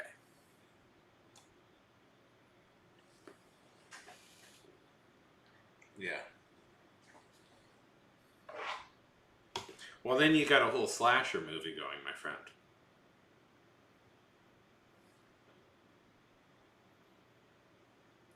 I was thinking, what's that like book? Um,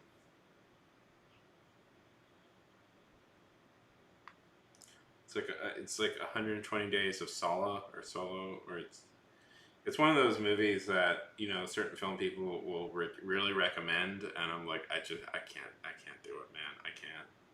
I've been able to sit through a lot of like really disturbed things, but I can't sit through that. That's just like.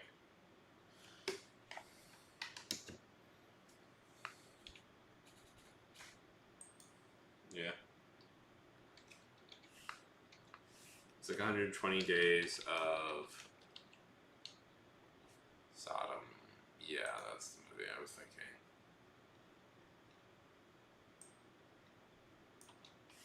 Does remind me of that premise. Sallow or 100, yeah.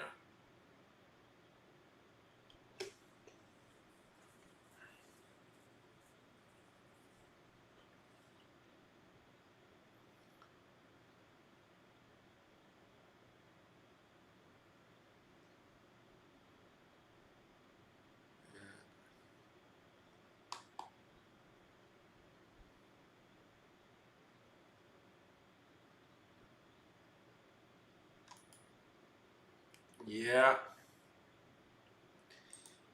It's I don't know. Not to criticize our beloved, it's the beloved Europeans in the world, but sometimes I find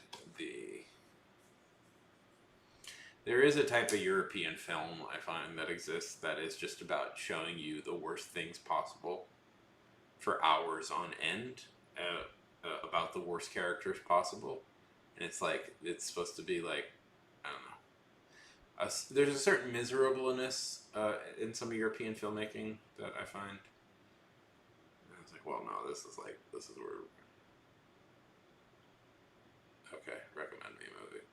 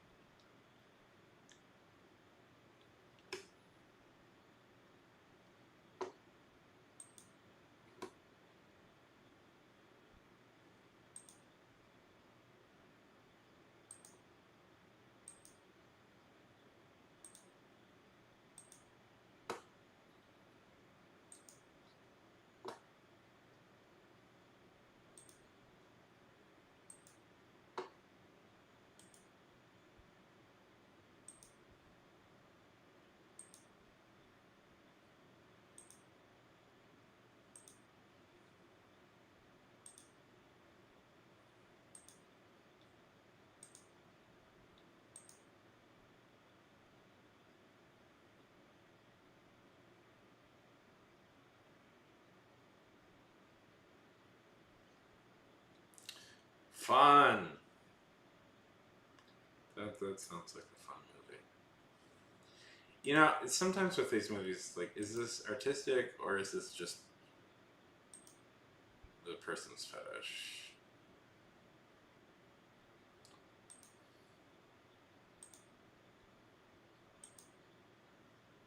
I don't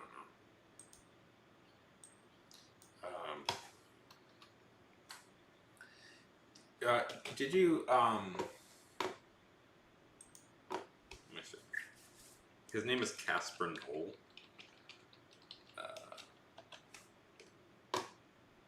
Casper Knoll, right? Like,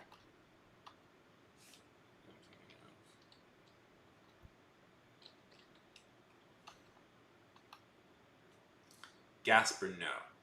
No. No. Yes. Yes. Get. It's so funny. I thought his name was Casper Knoll. It's Casper No. Yeah. That's so funny.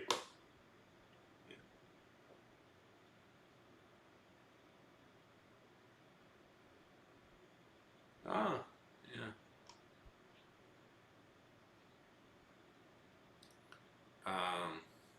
Yeah, this movie. Climax.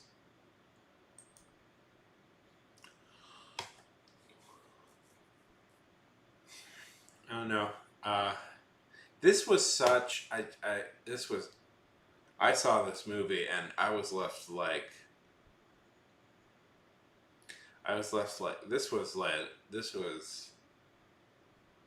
It's about a party that goes very, very wrong, and people. And it goes very, very dark, very, very quickly. There is a scene in that. Yeah.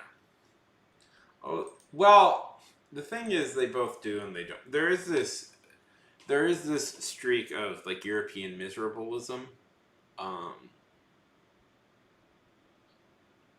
that is so.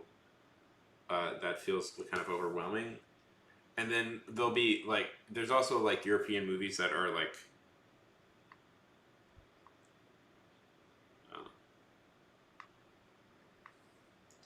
I mean, Europe's a big continent, and there's tons of different types of filmmakers that exist. So it's not. I would argue that it's not exactly a 1-for-1 ratio of.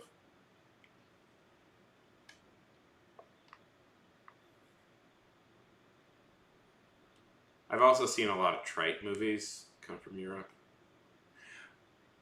Or there's always such a funny phenomenon with Europeans when they try and make movies for Americans. This is like real. I always feel like there's a lot of bad movies come from this idea of like when like foreigners try and make American movies for Americans, and it's like it.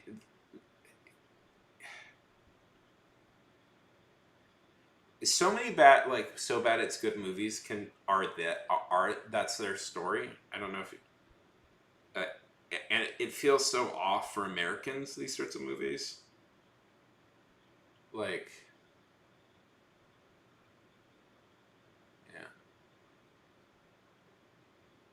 yeah, like Tommy Wiseau. That's his story. I believe he's Polish. You know, I've met Tommy Wiseau, right? You know, I've met him before.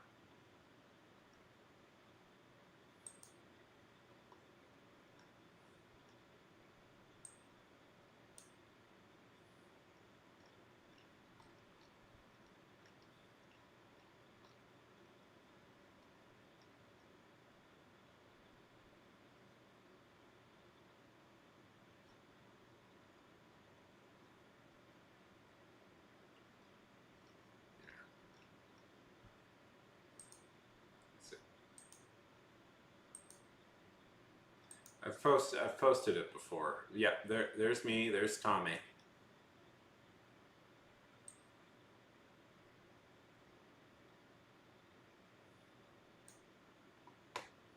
Worked for his Chinese form. I would have loved to have said I've worked for Tommy. That would have been awesome.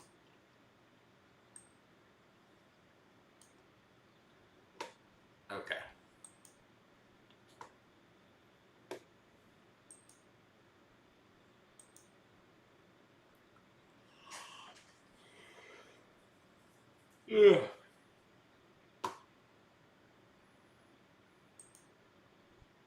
How long have we been on for?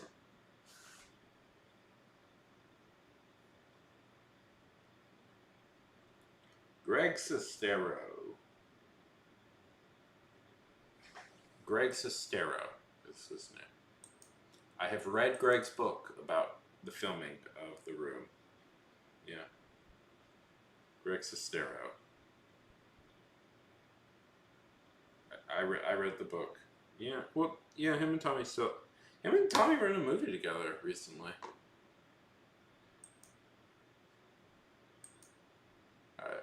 Somebody compared their relationship a little bit to like Jay Gatsby and Nick Carraway.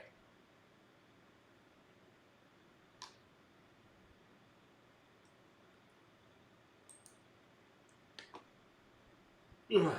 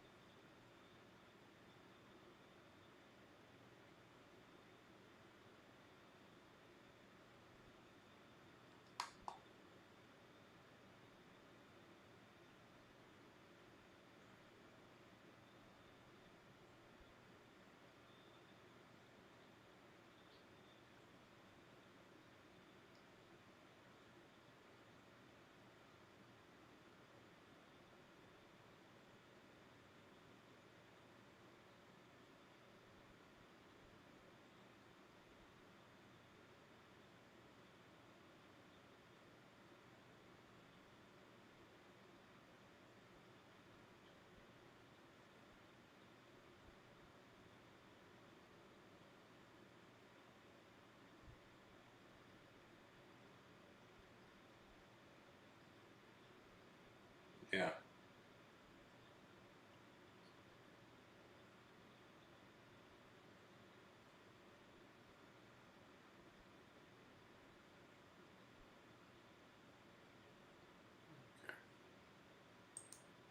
I had an idea.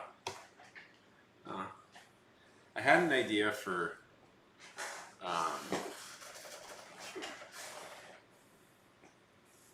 This is an idea I've been playing in my head for a bit of time. So I've had this idea for a while. I want to do a post-apocalyptic golf story about people playing golf in a post-apocalyptic world. And if you lose at golf, you lose your head. It's basically Mad Max, but instead of cars, it's golf balls.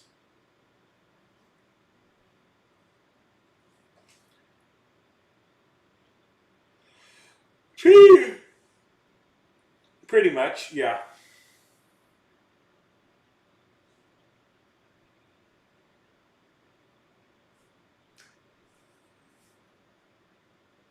Okay.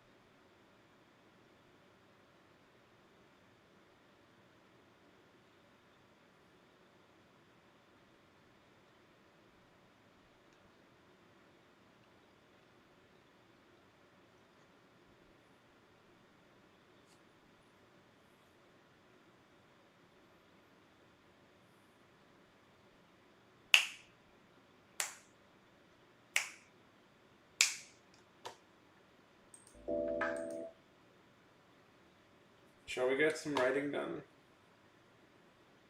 Ray, Tosh, book. Exactly.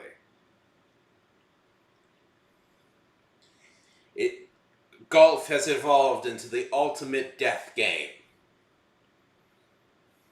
And Leaders are determined by who can beat them in golf. And if you can win the game, you can free the people. A mad king has overtaken America, and the only way to win is to play the game. The most dangerous game in the world. Golf!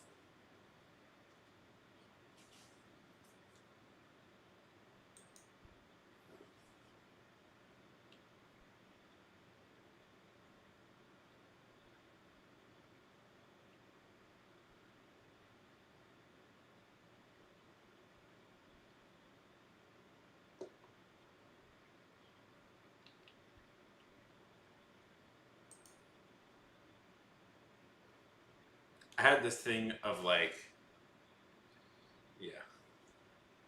No, they cut his head off with a sword golf ball, the sword golf club. I had this idea of like, there's a group of people who, it's essentially like Moses, but they follow him. He hits a golf ball, and he hits a golf ball, and they just follow the golf ball, and they're like, they have to find, and they'll find an oasis if they just follow the golf ball. The golf ball wants to return to its home of a great grassy green, and we shall follow it until it does.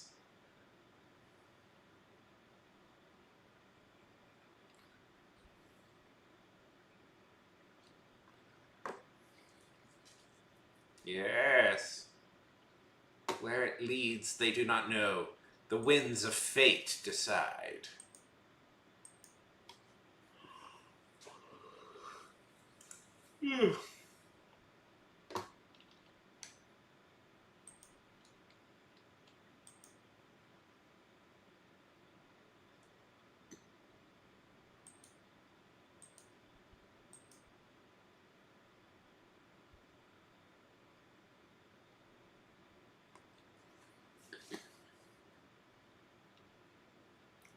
Okay.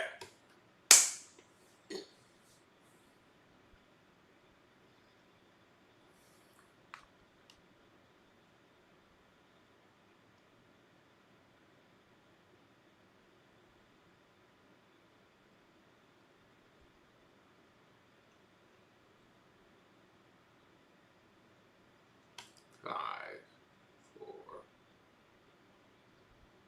3, 2. Oh, which finger is he going to put down? If he puts one down, suddenly this becomes a naughty hand gesture. The naughtiest hand gesture a person can make.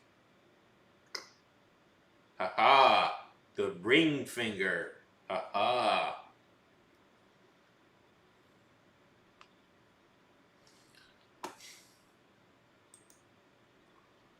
Okay, let's do a writing sprint. Starting now.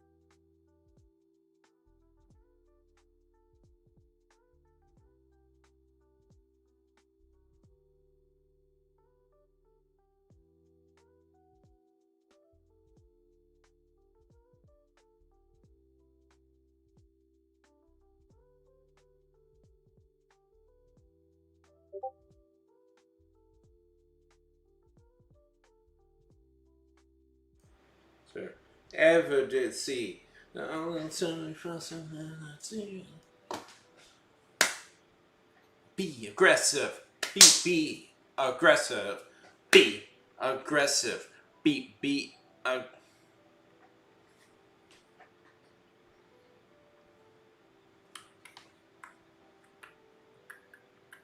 Be aggressive. Be aggressive. Be aggressive. With girly at the tourney, and this girly was killed. Dude, doing okay. I got some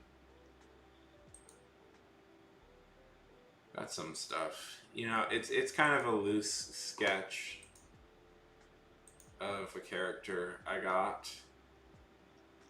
I don't think I wrote like any killer lines, but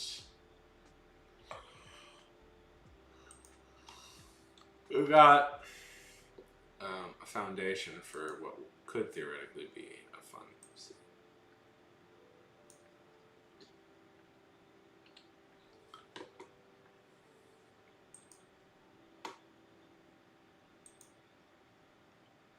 Keeps.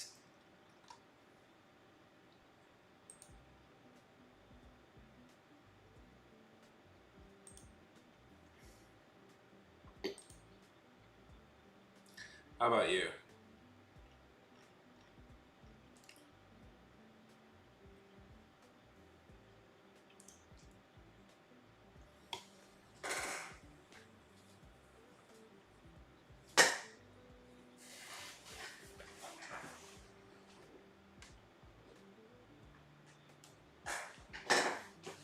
Hey, Bat, by the way, good to see you. Hope everything's going fantastic.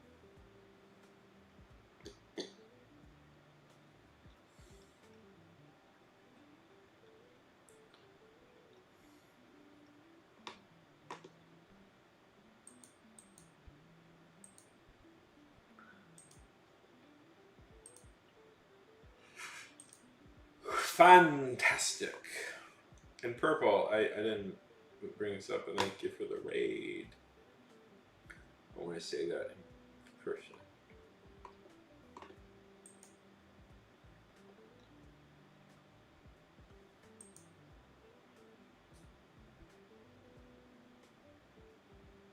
Lovely, lovely.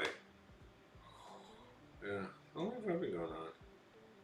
Oh, this is almost as long as the previous one. Funny.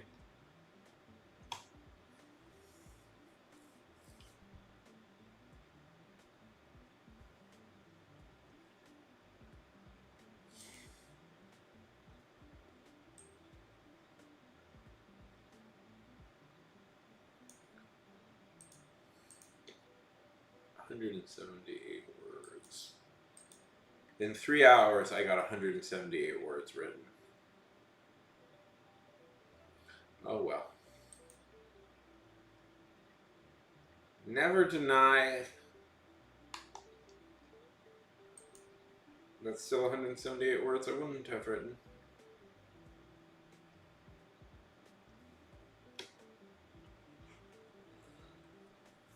Ugh.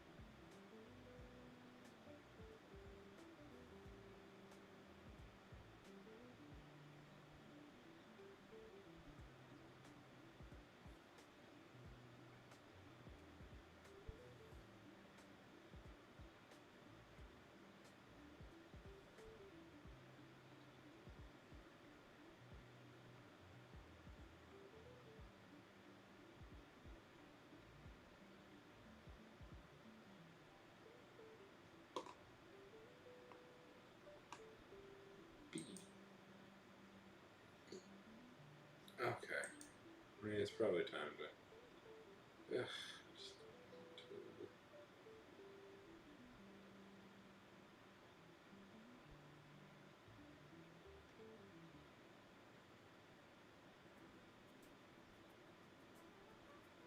okay.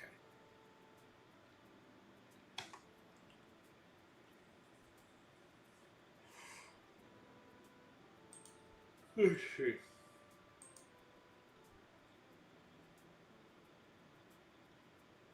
I think we're all tired, right? Purple, Ray, Bat, we all sound kind of tired. I think this is a good place to call it for the day, right? I think so. I think we all agree. See you. I don't know. Does this stream? We'll see. See you in a bit, everybody. Thanks for stopping by.